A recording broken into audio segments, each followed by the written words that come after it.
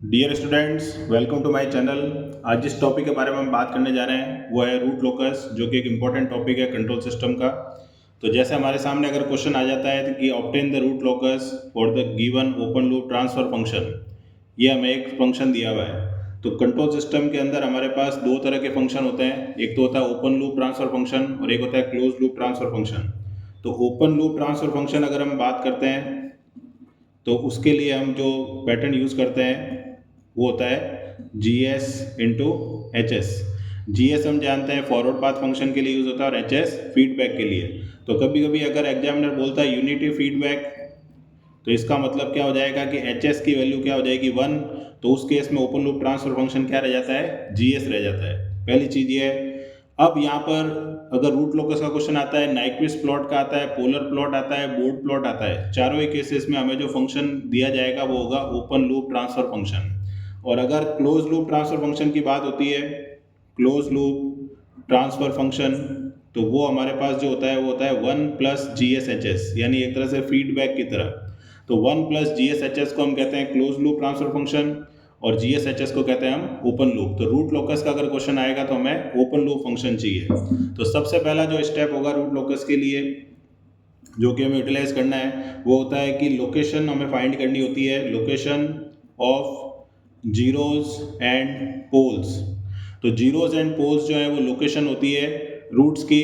तो जीरोज जो होते हैं वो हमें मिलेंगे न्यूमरेटर से और पोल्स जो होंगे वो हमें मिलेंगे रूट्स ऑफ डिनोमिनेटर से। पहली चीज़ हमें ये ध्यान रखनी है, ये हमारा डिनोमिनेटर है और ये हमारा न्यूमरेटर है। अब यहाँ पर अगर हम ध्यान से देखते हैं क्वेश्चन के अंदर, तो के लिखा हुआ है, तो के हमारा होता है सिस्टम गेन। के का जो टर्मिनोलॉजी यूज़ किया जाता है that is for system gain. Next जो चीज़ हमें दी गई है एस, एस प्लस फोर और एस प्लस फाइव। तो एस प्लस फोर और एस प्लस फाइव जो है वो यहाँ पर क्या है, रूट्स की लोकेशन है। अब रूट्स की लोकेशन कैसे है कि अगर मैं देखता हूँ कि न्यूमरेटर के अंदर कोई एस का फंक्शन है क्या, तो नहीं है। तो इसका मतलब यहाँ पर नंबर ऑफ जीरोस जो है यानी जेड, उसकी वैल्यू क्या हो गई, जीरो हो गई। लेकिन अगर मैं डिनोमिनेटर में देखता हूँ कि एस के कितने फैक्टर दिए हुए, तो एक फैक्टर, ये दूसरा फैक्टर और ये तीसरा फैक्टर, यानी अगर मैं इस तीनों को आपस में मल्टीप्लाई करता हूँ तो मैं एस की हाईएस्ट पावर कितनी मिलेगी, 3। तो इसका मतलब नंबर ऑफ पोल्स जो है वो हमारे पास कितने हैं, यहाँ पर 3 है। तो P माइनस जेड हमारे पास कितना आ गया, 3 आ गया। इसका एक इंपॉर्टेंट सिग्निफिकेंस है जो हमें आगे जाके यूटिलाइज करना है। तो पहली चीज़ तो हमारे पास ये हो गई कि P माइनस जेड की वैल्यू हमें मिल गई। अब हमें निकालनी है लोकेशन। तो फर्स्ट जो हमारा फैक्टर दिया हुआ है एस, उसको मैंने इक्वल टू 0 किया, तो ये हमारा पहला पोल आ गया।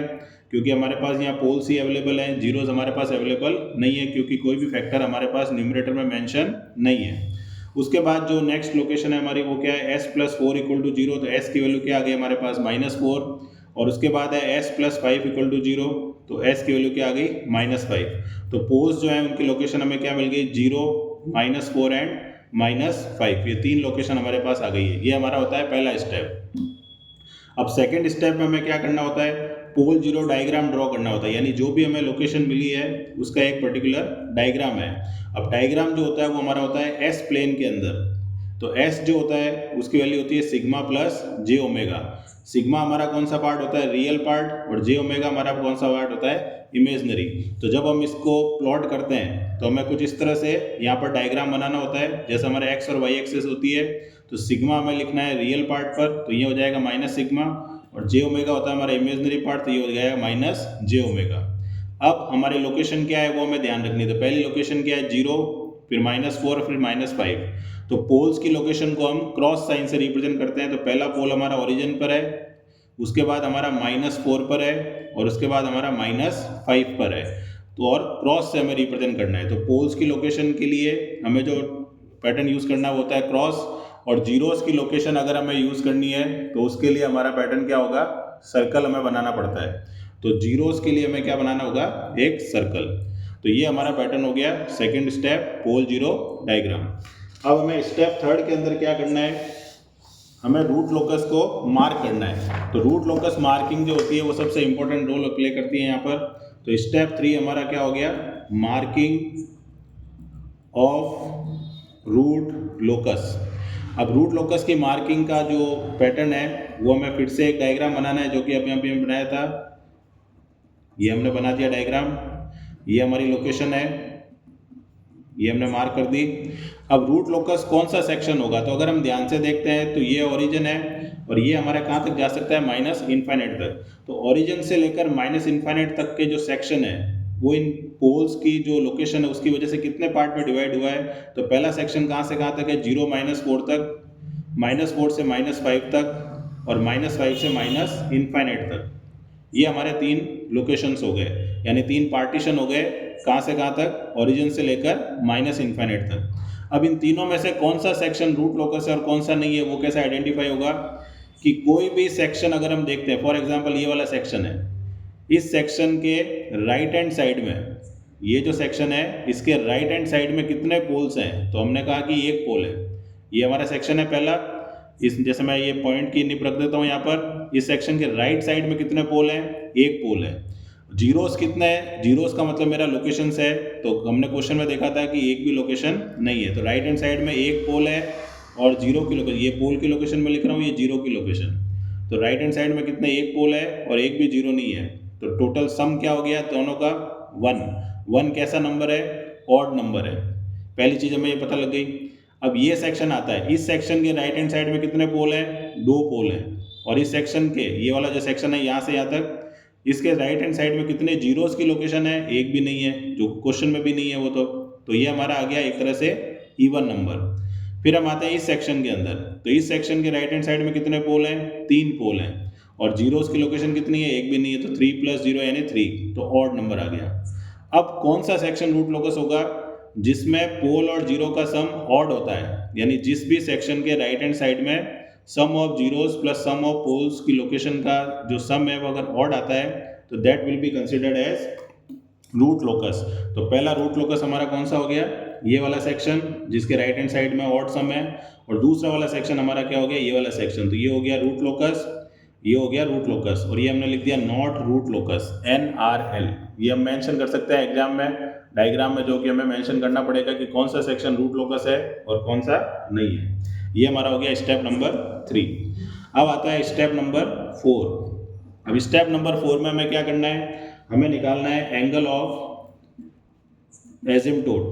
तो एजिम्पटोट जो है वो हमने फर्स्ट सेम में पढ़ा है मैथमेटिक्स में, the lines which travel towards infinity, और रूट लोकस भी वो लाइन है जो कि किधर की तरफ मूव करती है, इन्फिनिटी की तरफ। तो इसका जो फॉर्मूला है that will be theta equal to 2q + 1 into 180 degree upon p - z। ये हमारा स्टैंडर्ड फॉर्मूला है, जहाँ पर q जो है वो एक वेरिएबल है, वेरिएबल इन द सेंस कि उसकी वैल्यू क्या करेगी, रेंज करेगी। अब इसकी वैल्यू रेंज कहाँ से कहाँ तक करती है, 0 to p - z -1 तक। यानी अगर मेरे पास p - z जैसा कि इस क्वेश्चन में कितना है, 3 है, तो q की जो रेंज होगी दैट विल बी 0 से लेकर, अगर मैं यहाँ 3 रखता हूँ तो 3 - 1 विल बी 2। तो q की कौन कौन सी वैल्यू लेनी है हमें, 0, 1 एंड 2। ये वैल्यू कहाँ से डिसाइड होती है, p - z से। p होता है location of poles in the question, z होता है location of zeros in the question, दोनों के डिफरेंस हमें ये मिलता है। ये वाली वैल्यू हमें यहाँ पुट करनी है तो q की वैल्यू हमें मिल जाएगी।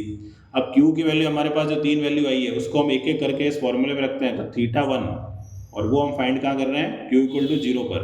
तो q = 0 अगर मैं रखता हूँ तो 0 + 1 इंटू 180 डिग्री अपॉन 3, तो that will turns out to be 60 degree. q = अगर मैं 1 रखता हूँ तो θ2 that will be 2 + 1 into 180 upon 3, तो ये दोनों कैंसिल आउट, तो कितना आ गया, 180 डिग्री। और q = अगर मैं 2 रखता हूँ तो θ3, अगर मैं 2 रखता हूँ तो 5 इंटू 180 अपॉन 3, कैंसिल आउट किया तो कितना आ गया, 300। अब ये तीनों जो एंगल हैं वो फिक्स रहेंगे कब, जब p - z की वैल्यू कितनी आएगी, 3 आएगी।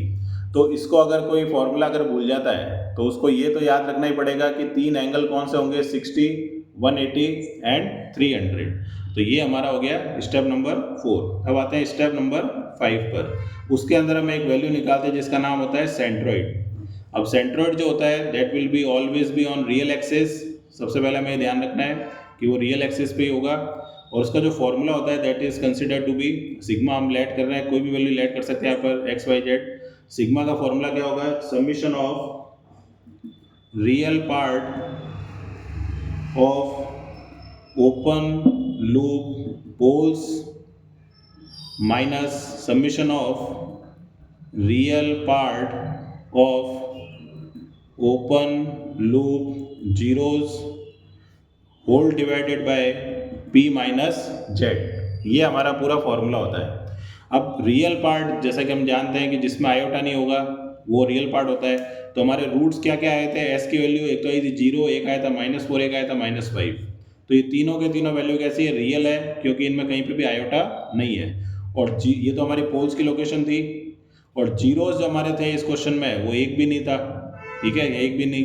तो इसका मतलब अगर मैं सिग्मा फाइंड करता हूँ तो सिग्मा की वैल्यू मैं क्या लिखूंगा, रियल पार्ट पहले पोल का कितना है 0, सब्मिशन है तो प्लस दूसरे पोल का -4 प्लस -5 माइनस कितने बार हमारे ओपन लूप 0 थे, एक भी नहीं था तो 0 अपॉन p माइनस जेड हमारा कितना है 3। तो इन दोनों को अगर मैं ऐड करता हूँ तो -9/3 दैट विल बी -3। तो ये हमारे पास क्या हो गया, सिग्मा की वैल्यू आ गई, जो कि ऑलवेज कहाँ पर होगी, रियल एक्सिस पर, क्योंकि हम पार्ट भी कौन सा ले रहे हैं, रियल ले रहे हैं। तो ये हमारा हो गया स्टेप नंबर 5, जिसके अंदर हमें क्या फाइंड कर लिया, सेंट्रोइड। अब आते हैं हमारे नेक्स्ट स्टेप पर, जो कि होगा ब्रेक अवे पॉइंट। ये सबसे इंपॉर्टेंट पॉइंट है। स्टेप नंबर हमारा कौन सा हो गया, ये step number 6, break away point. तो ब्रेक अवे पॉइंट फाइंड करने के लिए कुछ स्टेप्स होते हैं जो कि हमें यूटिलाइज करने हैं यहाँ पर। तो पहला स्टेप हमारा जो होगा वो होगा स्टेप नंबर 1। इसके अंदर भी स्टेप है। तो पहला स्टेप क्या होगा, हमें एक इक्वेशन बनानी पड़ेगी जिसका नाम होता है क्लोज लूप इक्वेशन, यानी 1 + GSHS = 0। GSHS हमें क्वेश्चन में दिया जाता है, जो कि हमें दिया हुआ है S+4 and S+5 that is equal to 0। Obvious है इसका एलसीएम लेंगे तो एलसीएम क्या आएगा, ये दोनों तीनों ही आएंगे इक्वल टू 0। तो यहाँ क्या आ जाएगा, S+4 S+5 प्लस K। अब ये वाली टर्म जो है वो कहाँ चली जाएगी, 0 में। तो हमारे पास बचेगा S+4 S+5 प्लस K = 0। तो K की वैल्यू हमें निकालनी है इन टर्म्स ऑफ S। तो ये एज इट इज हमें फैक्टर उधर ट्रांसफर कर देना है। तो उधर ट्रांसफर अगर मैं करता हूँ तो हमारे पास क्या आएगा, S+4 S+5, ये आ गया हमारे पास। अब हमें क्या करना है, स्टेप 2 में इन तीनों को मल्टीप्लाई करना है। तो मल्टीप्लाई अगर मैं करता हूँ तो क्या बनेगा, देखो S² 5S and 4S that is 9S and 5 + 4 = 20। तो हमारे पास एक इक्वेशन आ गई इस तरह से, ये। तो ये हमारे पास एक तरह से किसकी वैल्यू आ गई, K की। तीसरा स्टेप हमें क्या करना है, जो भी हमारे K की इक्वेशन आई उसको डिफरेंशिएट करना है S के रेस्पेक्ट में। ये इक्वेशन आई, इसको S के रेस्पेक्ट में डिफरेंशिएट करेंगे तो क्या आएगा, -3S² 18S 20। ये हमारी क्वाड्रेटिक इक्वेशन हो गई। फोर्थ स्टेप में हमें क्या करना है, जो भी हमारी इक्वेशन आती है उसको इक्वल टू 0 करके हमें रूट्स फाइंड करने हैं। तो dk/ds को अगर मैं 0 करता हूँ तो ये हमारे पास इक्वेशन आई थी, इसको मैंने इक्वल टू क्या कर दिया, 0 कर दिया। माइनस कॉमन लेंगे तो इस तरह से आ जाएगा। अब इसको हम द्विचार्य से या कोई भी मेथड जो है उससे सॉल्व कर सकते हैं। तो हमारे पास जो सॉल्यूशन आ रहा है वो मैं डायरेक्ट वैल्यू लिख रहा हूँ, -1.47 एक तो वैल्यू आ रही है और एक आ रहा है -4.52। ये हमारे दो रूट्स आएंगे। ऑब्वियस है पावर अगर 2 होगी तो 2 ही रूट आएंगे। अगर पावर 3 आ जाती है तो फिर हमें हिट एंड ट्रायल मेथड लगा के उसको सॉल्व करना पड़ेगा, जो कि हमने प्रीवियस क्लासेस में डिस्कस किया हुआ है। अब यहाँ पर ये जो 2 रूट आए हैं, अब ये वैलिड है या नहीं है, वैलिडिटी हमें इसकी चेक करनी पड़ेगी कि ये दोनों रूट जो है वो दोनों के दोनों वैलिड है या दोनों के दोनों वैलिड नहीं है। तो उसके लिए क्या करना है, जो भी हमारा रूट लोकस आया था, जो सेक्शन हमारे पास आया था, उसको हम वापस से यहाँ पर मेंशन कर रहे हैं। जैसा कि ये हमारे पास एक रूट लोकस आया था, ये सेक्शन हमारे पास रूट लोकस था, एक ये सेक्शन हमारे पास रूट लोकस था। अब ये दो वैल्यू हमारे पास आई है, इन दोनों वैल्यू में से कौन सी वैल्यू रूट लोकस पे प्रेजेंट है वो हमें देखना है। तो -1.47 कहाँ प्रेजेंट होगा, 0 से -4 के बीच में यहाँ कहीं होगा। -4.52 कहाँ होगा, 4 और 5 के बीच में होगा। तो ये वाला जो पॉइंट है ये यहाँ पर प्रेजेंट होगा, ये वाला पॉइंट है वो यहाँ पर प्रेजेंट होगा। इसका मतलब कौन सा पॉइंट रूट लोकस पे है, ये वाला पॉइंट है। तो ये हमारा वैलिड ब्रेक अवे पॉइंट हो गया। तो -1.47 ये हमारा क्या हो गया, वैलिड ब्रेक अवे पॉइंट। कभी कभी ऐसा हो सकता है दोनों रूट ना हो, कभी कभी हो सकता है दोनों ही हो, तो वो वैलिडिटी चेक करने पर आएगा और वो यहाँ से चेक होगी कि कौन सा जो रूट है वो रूट लोकस पे है और कौन सा नहीं है। तो ये हमारा नेक्स्ट स्टेप हो गया जो कि इंपॉर्टेंट स्टेप था, that is break away point. अब हमारा लास्ट स्टेप है जो इस क्वेश्चन का है, स्टेप नंबर 7, और उसका नाम है intersection of root locus with imaginary axis. ठीक है, रूट लोकस का जब इमेजिनरी एक्सिस से इंटरसेक्शन होगा वो कहाँ पर होगा, तो अभी अब मैं थोड़ी देर बाद में पता लग जाएगा कि इसका क्या सिग्निफिकेंस है। तो इसका भी पहला स्टेप होगा 1 प्लस GSHS इक्वल टू 0, जैसा कि ब्रेक अवे पॉइंट का था। तो 1 plus K upon S into S plus 4 S plus 5 equal to 0। फिर से हम एलसीएम लेंगे तो क्या होगा, S plus 4 S plus 5 plus K equal to 0। तीनों को मल्टीप्लाई करना है जो कि अभी हमने थोड़ी देर पहले किया था। तो हमारे पास जो इक्वेशन आएगी that will be S cube plus 9S square plus 20S plus K equal to 0। तो ब्रेक अवे पॉइंट में हमने क्या किया था, इस पॉइंट को उधर की तरफ ट्रांसफर किया था, जबकि इसके अंदर हमें क्या करना है, इसको इधर ही रहने देना है। स्टेप नंबर 2 हमें क्या करना है, इसमें राउथ-हर्विट्ज़ क्रिएट करना है। तो राउथ-हर्विट्ज़ जो है मेथड, जो कि कंट्रोल सिस्टम में भी पढ़ा है हमने, इस तरह से हमें एरे बनाना है, राउथ-हर्विट्ज़ का एरे। सबसे हाईएस्ट पावर जो है वो ऑब्वियस से पहले आएगी S क्यूब, फिर हमें लिखना है S स्क्वायर, फिर S की पावर 1 और फिर S की पावर 0। हाईएस्ट टू लोएस्ट लिख दिया हमने। फर्स्ट जो पावर है वो कैसी पावर है, ऑड पावर है। तो ऑड पावर होगी तो पहले ऑड के जो कोफिशिएंट है वो लिखना है। तो ऑड पावर ये है और ऑड पावर ये है, तो 1 और 20। सेकंड जो है वो हमें लिखना है even power, that is 9 and K। अब हमें राउथ-हर्विट्ज़ में मल्टीप्लाई कैसे करना है, पहले 9 और K को 20 को मल्टीप्लाई करना है, फिर K और 1 को मल्टीप्लाई करना है। तो 9 इंटू 120 करेंगे तो कितना है, सॉरी 20 करेंगे तो कितना आएगा 180 माइनस K, और डिवाइड भी हमें इसी से ही करना है 9। अब ये वाला कॉलम हमारा फिलअप हो गया। अब इस कॉलम के लिए हम क्या करेंगे, 9 को यहाँ वाली वैल्यू से मल्टीप्लाई करेंगे। तो यहाँ कुछ है क्या, नहीं है। फिर यहाँ वाली वैल्यू को 1 से मल्टीप्लाई करेंगे, मैं ऐसा एरो बना रहा हूँ, 1 से मल्टीप्लाई करते, यहाँ कुछ है क्या, नहीं है। इसका मतलब यहाँ क्या आ जाएगा, 0।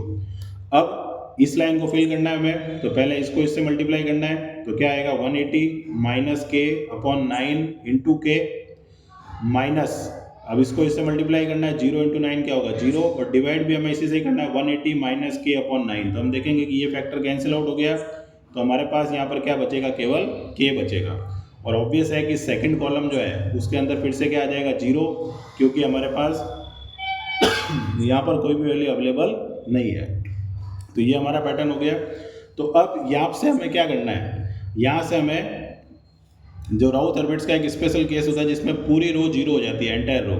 तो जो ये जो लास्ट रो होती है, इसके जस्ट ऊपर वाली जो रो है उसको हमें पूरी रो को 0 कर देना है। तो इसको 0 करने के लिए क्या चाहिए कि भाई ये तो वैल्यू पहले से 0 है, इसको अगर मैं 0 कर दूँ इक्वल टू, यानी 180 माइनस K अपॉन 9 को इक्वल टू 0 कर देता हूँ, तो K की वैल्यू में मिल जाएगी दैट इज 180। अब ये जो K की वैल्यू में मिली है जो कि सिस्टम गेन कहलाता है, इसको हम K मार्जिनल कहते हैं, क्योंकि जो भी ये केस है जिसके अंदर एंटायर रो 0 हो जाती है that is considered to be marginally stable. तो इसलिए यहाँ पर अगर एग्जाम में क्वेश्चन आता है कि सिस्टम गेन की मार्जिनल वैल्यू निकालो, तो हमें राउथ-हर्विट्ज़ का जो ये केस है जिसमें एंटायर रो 0 हो जाती है वो हमें कंसिडर करना है।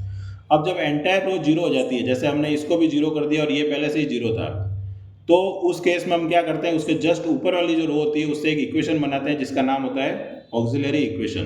तो यहाँ हम क्या बना रहे हैं, ऑक्सिलरी इक्वेशन।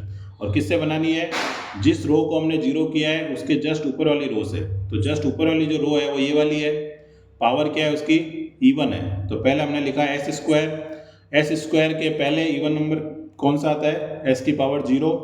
पहला कोफिशिएंट क्या लिखा हुआ है यहाँ पर 9, दूसरा कोफिशिएंट क्या लिखा हुआ है K, ऑब्वियस है K पॉजिटिव है तो प्लस K, और इक्वेशन है तो इक्वल टू क्या कर दिया हमने, इसको 0 के इक्वल कर दिया।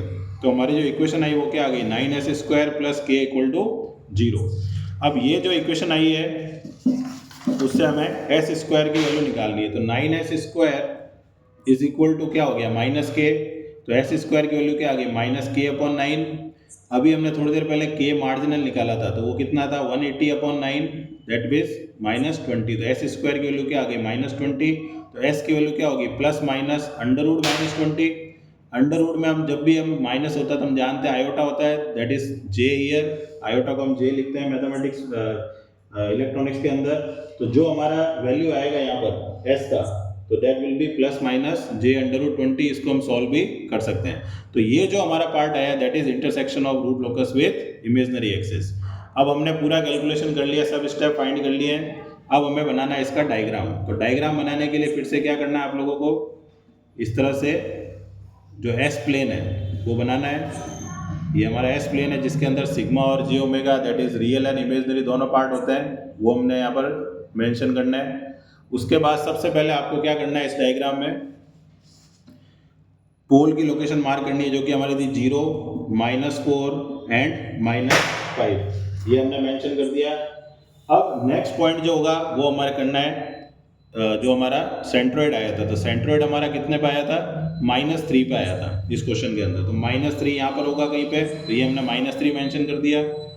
अब इस सेंट्रोइड पर हमें एंगल मार्क करने हैं जो कि हमारे 3 एंगल थे। पहला एंगल क्या था 60 डिग्री, ये हमने 60 डिग्री हो गया। दूसरा एंगल क्या था 180, तो ये हमारा कौन सा एंगल होगा 180 डिग्री। और तीसरा एंगल क्या था 300, तो यहाँ से अगर मैं यहाँ पर रोटेट होकर आता हूँ तो ये मेरा एंगल कौन सा हो गया 300। तो पहला पॉइंट हमारा क्या हो गया, जो हमारे पोल एंड जीरो थे उसको हमने मार्क किया। सेकंड पॉइंट हमने क्या मार्क किया है, जो हमारा सेंट्रोइड आया वो हमने मार्क कर दिया। थर्ड पॉइंट हमने क्या मार्क किया है, जो एंगल्स आए थे वो सेंट्रोइड पे मार्क कर दिए। अब आता है next point that is break away point. Break away point हमारा आया था, जो वैलिड ब्रेक अवे पॉइंट था वो था -1.47, तो ऑब्वियस है वो यहाँ कहीं होगा। तो ये हमारा पॉइंट कौन सा हो गया -1.47। तो हमने सब मार्किंग कर दी अभी, पहले पोल मार्क कर दिया, एंगल मार्क कर दिया, सेंट्रोइड मार्क कर दिया, ये हमारा सेंट्रोइड हो गया, दिस इज सेंट्रोइड, ठीक है। और ये हमारा क्या हो गया ब्रेक अवे पॉइंट। अब हमें मार्क करना है रूट लोकस। तो P - Z कितना आया था हमारे पास 3, तो जितने P - Z आया उतना ही हमारे पास क्या होना चाहिए रूट लोकस होना चाहिए। और रूट लोकस वो चीज़ होती है जो ट्रेवल टुवर्ड्स इन्फिनिटी। तो देखो क्या होगा, ये सेक्शन हमारा क्या था रूट लोकस था, ये वाला, ठीक है। सिमिलरली ये सेक्शन भी हमारा क्या था रूट लोकस था। अब यहाँ से रूट लोकस जो है वो हमेशा रूट लोकस पे ट्रेवल करेगा, यहाँ तो करेगा नहीं। तो यहाँ से रूट लोकस किधर जाएगा इधर की तरफ, और यहाँ से रूट लोकस किधर आएगा इधर की तरफ, ठीक है। एक रूट लॉस यहाँ से जनरेट हुआ, एक रूट लोकस यहाँ से जनरेट हो रहा है। जनरेट होने के बाद में वो ब्रेक अवे पॉइंट पे आते हैं, this is break away point. तो ब्रेक यानी टूटना, अवे मतलब दूर जाना। तो क्या होगा यहाँ से ये दोनों आए, तो एक ब्रांच जो है रूट लोकस की वो 60 डिग्री के पैरेलल कहाँ ट्रेवल करेगी टुवर्ड्स इन्फिनिटी। दूसरी ब्रांच जो है वो 300 के पैरेलल कहाँ ट्रेवल करेगी टुवर्ड्स इन्फिनिटी। तो दो रूट लोकस देखो यहाँ से हो गए, एक यहाँ से आया, एक इधर भी जा नहीं सकता क्योंकि इधर वाला पार्ट रूट लोकस नहीं है, इधर नहीं जा सकता क्योंकि इधर वाला पार्ट भी रूट लोकस नहीं है। तो रूट लोकस पे ट्रेवल करेगा, ब्रेक अवे पॉइंट पे जाके आपको उसको ब्रेक और अवे करना है, और अवे किसके पैरेलल करना है, जो एंगल हमने मार्क किए हैं। तो ये तो हो गए दो। नेक्स्ट रूट लोकस कहाँ से जनरेट होगा इधर। अब इसको ऑब्वियस इधर जा नहीं सकता, तो इसको रोकने के लिए कोई है क्या, नहीं है। तो ये टुवर्ड्स कहाँ चला जाएगा इन्फिनिटी की तरफ, और कौन से एंगल के पैरेलल चला जाएगा 180 डिग्री के पैरेलल।